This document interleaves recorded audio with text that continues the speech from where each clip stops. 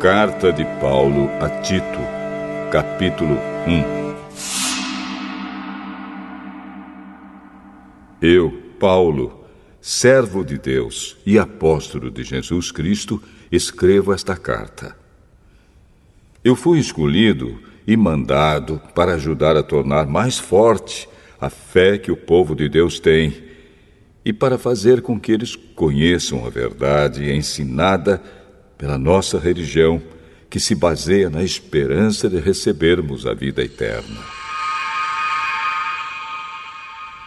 Deus, que não mente, nos prometeu essa vida antes da criação do mundo.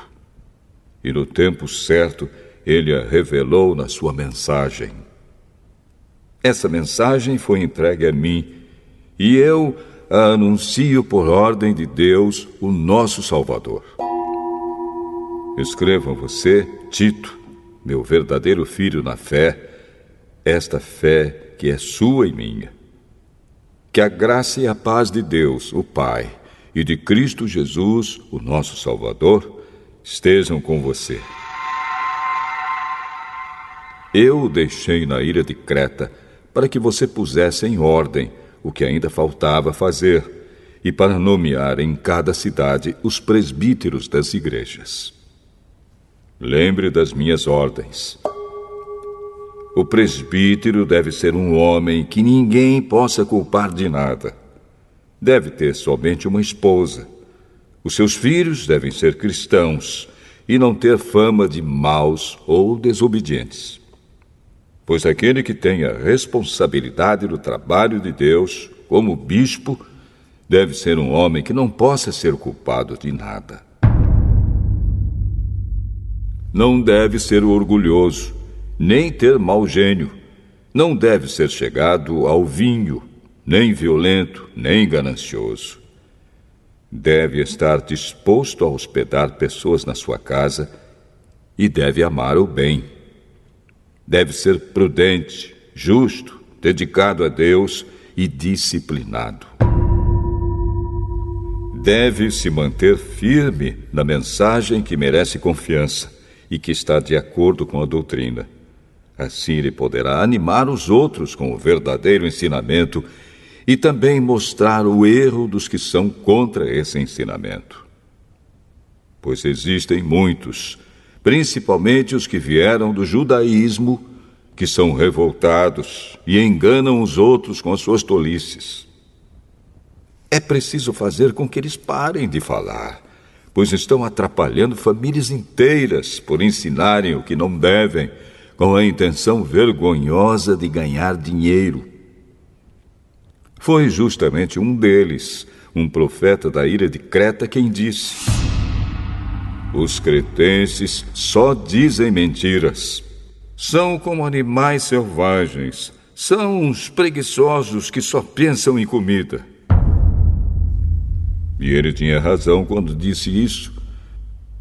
Portanto, você tem de repreender duramente esses falsos mestres para que sejam sadios na fé e parem de dar atenção a histórias inventadas por judeus e a ensinamentos humanos que vêm de pessoas que rejeitam a verdade. Tudo é puro para os que são puros, mas nada é puro para os impuros e descrentes, pois a mente e a consciência deles estão sujas. Eles dizem que conhecem a Deus, mas o que eles fazem mostra que isso não é verdade. Estão cheios de ódio, são rebeldes e não são capazes de fazer nenhuma coisa boa.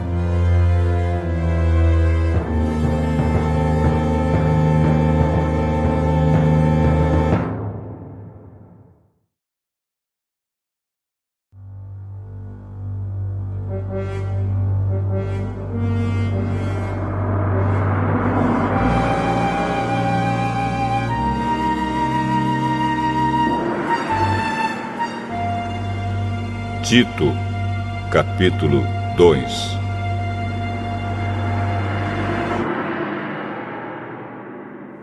Mas você, Tito, ensine o que está de acordo com a doutrina verdadeira.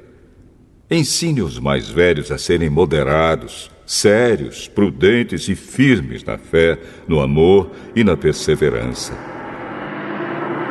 Aconselhe também as mulheres mais idosas a viverem como devem viver as mulheres dedicadas a Deus. Que elas não sejam caluniadoras nem muito chegadas ao vinho. Que elas ensinem o que é bom, para que as mulheres mais jovens aprendam a amar o marido e os filhos, e a ser prudentes, puras, boas donas de casa e obedientes ao marido, a fim de que ninguém fale mal da mensagem de Deus. Aconselhe também os homens mais jovens a serem prudentes. Você mesmo deve ser, em tudo, um exemplo de boa conduta. Seja sincero e sério quando estiver ensinando. Use palavras certas, para que ninguém possa criticá-lo e para que os inimigos fiquem envergonhados por não terem nada de mal a dizer a nosso respeito. Que os escravos obedeçam aos seus donos e os agradem em tudo. Que não sejam respondões, nem roubem os seus donos. Pelo contrário, que eles mostrem que são sempre bons e fiéis em tudo o que fazem. Desse modo, por causa das coisas que eles fizerem, todos falarão bem da doutrina a respeito de Deus, o nosso Salvador. Pois Deus revelou a sua graça para dar a salvação a todos. Essa graça nos ensina a abandonarmos a descrença e as paixões mundanas e a vivermos neste mundo uma vida prudente, correta e dedicada a Deus, enquanto ficamos esperando o dia feliz em que aparecerá a glória do nosso grande Deus e Salvador Jesus Cristo. Foi Ele quem se deu a si mesmo por nós, a fim de nos livrar de toda maldade e de nos purificar, fazendo de nós um povo que pertence somente a Ele e que se dedica a fazer o bem. Ensine essas coisas e use toda a sua autoridade para animar e também para repreender os seus ouvintes. E que ninguém despreze você.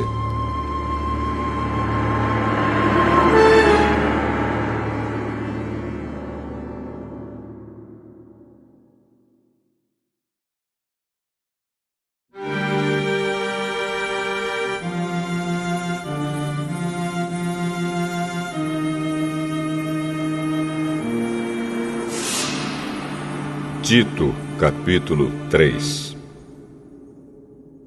Recomende aos irmãos que respeitem as ordens dos que governam e das autoridades, que sejam obedientes e estejam prontos a fazer tudo o que é bom. Aconselhe que não falem mal de ninguém, mas que sejam calmos e pacíficos e tratem todos com educação. Pois antigamente nós mesmos não tínhamos juízo e éramos rebeldes e maus. Éramos escravos das paixões e dos prazeres de todo tipo e passávamos a nossa vida no meio da malícia e da inveja. Os outros tinham ódio de nós e nós tínhamos ódio deles. Porém, quando Deus, o nosso Salvador, mostrou a sua bondade e o seu amor por todos, Ele nos salvou porque teve compaixão de nós e não porque nós tivéssemos feito alguma coisa boa. Ele nos salvou por meio do Espírito Santo, que nos lavou, fazendo com que nascêssemos de novo e dando-nos uma nova vida. Deus derramou com generosidade o seu Espírito Santo sobre nós, por meio de Jesus Cristo, o nosso Salvador. E fez isso para que, pela sua graça, nós sejamos aceitos por Deus e recebamos a vida eterna que esperamos. Esse ensinamento é verdadeiro. Quero que você, Tito, insista nesses assuntos para que os que creem em Deus se interessem em usar o seu tempo fazendo o bem. Isso é bom e útil para todos. Mas evite as discussões tolas, as longas listas de nomes de antepassados, as brigas e os debates a respeito da lei dos judeus. Essas coisas são inúteis e sem valor. Se uma pessoa causar divisões entre os irmãos na fé, aconselhe essa pessoa 1 ou 2 vezes, mas depois disso não tenha nada mais a ver com ela. Pois você sabe que uma pessoa como esta abandonou completamente o Evangelho e os seus pecados provam que ela está errada. Quando eu lhe mandar o irmão Ártemas ou o irmão Tíquico, faça o possível para ir se encontrar comigo na cidade de Nicópolis, pois resolvi passar o inverno lá. Ajude o advogado Zenas e também Apolo em tudo que você puder, a fim de que eles tenham o que precisarem para a viagem. Que a nossa gente aprenda a usar o seu tempo, fazendo o bem e ajudando os outros em caso de necessidade, para que assim a vida da nossa gente seja útil. Todos os que estão comigo mandam saudações a você. Dê saudações aos nossos amigos na fé. Que a graça de Deus esteja com todos vocês.